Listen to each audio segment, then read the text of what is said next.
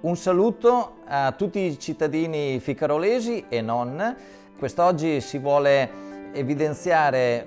e ringraziare un progetto che ha promosso la Regione Veneto in collaborazione con Umpli Veneto. Un'iniziativa che ha lo scopo di promuovere e valorizzare tutti i piccoli comuni, i comuni della Regione, ma nello stesso tempo i comuni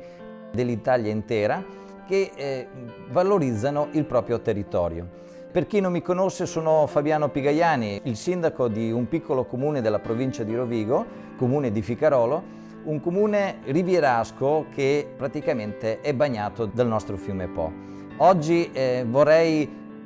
ringraziare in modo particolare la Proloco di Ficarolo perché ha aderito a questo progetto e si è adoperata e ha lavorato con tutti i suoi volontari, tantissimi volontari, per realizzare una grande iniziativa,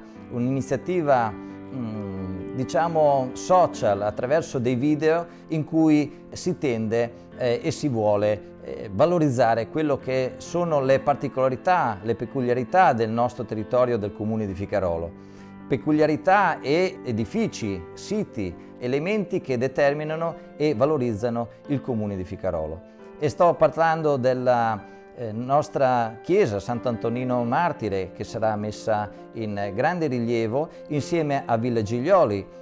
un altro fabbricato storico del nostro comune, e il fiume Po, il fiume più lungo d'Italia, che bagna tantissimi comuni rivieraschi, che separa, determina il confine della regione Veneto con l'Emilia-Romagna e della Lombardia. Il nostro piccolo comune, in pochi metri, va a toccare la provincia di Ferrara e la provincia di Mantova, che si trovano rispettivamente nella regione Emilia-Romagna e nella regione Lombardia.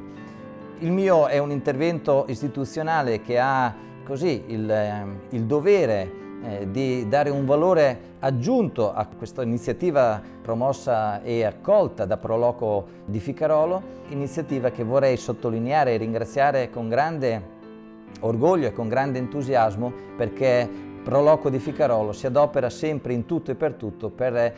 far conoscere la nostra piccola comunità, sempre a fianco della nostra amministrazione comunale.